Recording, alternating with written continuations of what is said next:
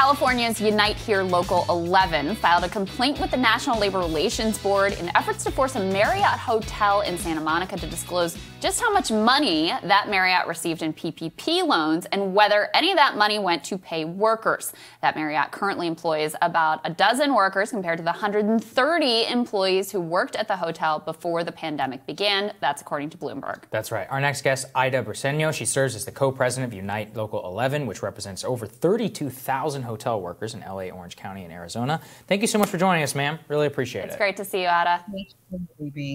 Absolutely. So just outline the situation, the complaint that your workers and the suffering really that this has caused. So look, let me first tell you that we are majority women and people of color. Our union represents what the rest of the nation has quickly come to realize are the backbone of our economy and the source of necessary tax dollars that drive our federal and state government.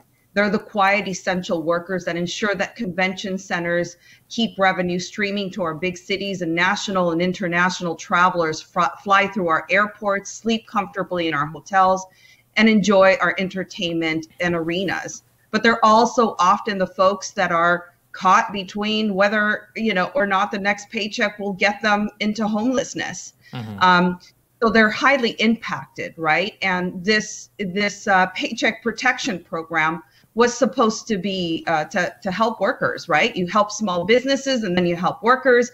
And that's really not what happened, unfortunately. Our members continue to be laid off. They're 90% out of work, a year after, the start of the pandemic. It's tough. It's really, really hard. So, here we saw a great opportunity, and it did not end that way. Mm-hmm. They've used it, they applied for these small business loans, these large hotel corporations, but it never trickled down to the workers. So was that allowed within the program structure? What went wrong here? Because I think people will be astonished to realize large corporations like Marriott taking this money that was intended for small businesses and again to try to keep people on the payroll, and that's just not the reality of what happened whatsoever. Yeah, so there was a loophole, right? There was a loophole for hotels and restaurants. Any other business can only apply one time, whether or not they have 5 or 6 different facilities. For hotels, they were able to apply multiple times, and they are not disclosing whether or not they brought their employees back. In California, 190 hotels, which is 5% of the total hotels in California, got almost 50% of the total loans approved for California hotels. Uh-huh. So that's not good. And, specifically Columbia Sussex, which is a private equity firm that owns 50 hotels, got approved $50 million.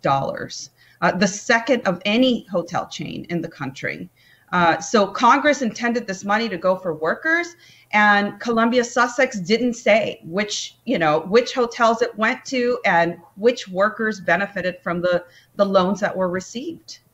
And we know these hotels are struggling, but we think that those hotels used this to pay down their debt. Because they're not disclosing. There's too many loopholes, and there's no way to show what in essence happened. And the most difficult part is that the Small Business Administration has already converted $160 million of that loan into grants, only based on the assumption that 60% was used for payroll. But our records indicate that 10 out of the 24 hotels that borrowed the money did not qualify, for the forgiveness to begin with because they didn't bring back their employees. Yeah. So it's hard. Give us an update then on the investigation. So you've now given the referral to the NLRB. What goes forward from there? Yeah, and the other thing is that Katie Porter, our congresswoman from Orange County, was great. Wrote a letter to the Small Business Administration under the Trump presidency, and they did not respond. They didn't respond to, we have been ignored. There's a quote from Porter's letter that says that we're disturbed by the possibility that Columbia Sussex may be using taxpayers' funds to defray financial losses rather than keeping the employees tied to their jobs and benefits. This would violate Congress's intent to potentially the letter of the law. So now with Biden, we have a new opportunity to take action. And we're really hopeful that we will be heard. So we're continuing to pursue this. We think that it's crucial for investigation, for people to investigate, for hearings to be held that includes and highlights workers, to disclose where the money went and how it was used, to return the money to taxpayers if it was improperly spent, and to prosecute companies if there was fraud in their application. Yeah. So there's a lot to be done here, but we've got to close these loopholes, right?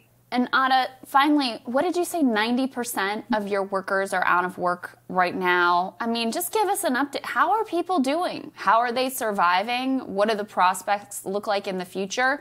And, what is this relief bill? Is it sufficient? What's your view of the sort of political landscape and the help that is headed their way? So I think the political, the 1.9 trillion and the amount of money that's going to go into people's pockets is a good start. But people are really hurting out there. They are getting unemployment. We're because people have been in unemployment already for a year, we're going to have to refile applications. So it is not enough, obviously, but it's a great start, and we're thankful to President Biden for moving forward, and hopefully it's going to get through the Senate because it's much needed help. But it's ugly. Not only are people dying, their family members are dying, but they're also hungry. They're going hungry, and it's a horrible circumstance that our people are living. I can't imagine. Ada, thank you so much. It's great to see you. We really appreciate it. It's great to see you. Thank you. Mm-hmm. Coming up, former Transportation Secretary and wife of Mitch McConnell, Elaine Chao, is in hot water after reports surfaced that she used her staff to help her family's business, which has ties to the Chinese Communist Party. We're going to discuss the report when Rising continues.